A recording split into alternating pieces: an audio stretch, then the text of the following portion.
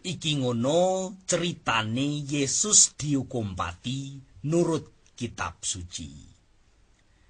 Sakmarine disiksa, Yesus dihukum pati sing rupa disalib.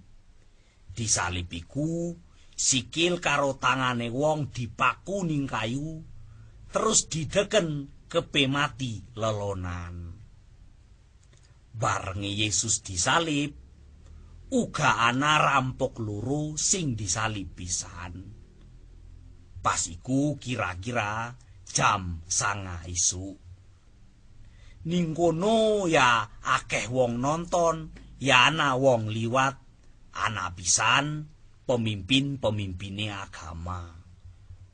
Terus pemimpin agama karo wong sing liwat pada ngenyek Yesus ngene.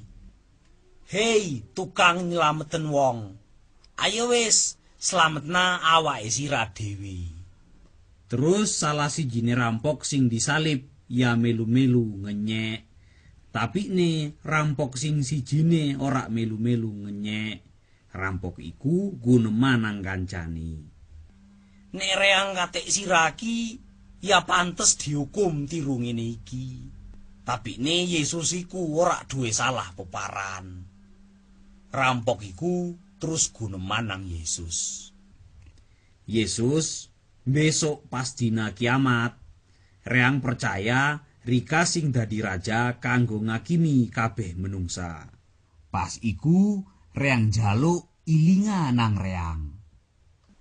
Terus Yesus guneman. Dina iki uga sira bareng reang ning swarga. Nah, pas jam 12 mara-mara ana peteng dedet sing suwene kurang luwih 3 jam. Mari ngono Yesus ndedonga banter. Duh Bapak, sukmane reang tak pasran nang Rika. Mari guneman ngono Yesus mati.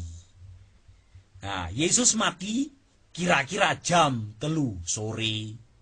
Bareng matine Yesus, ana kedadean lindu gede, terus watu-watu pada merekat.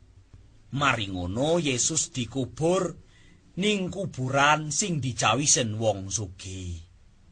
Kuburan iku rupa watu sing ditatah entah gua terus ditutup karo watu gede.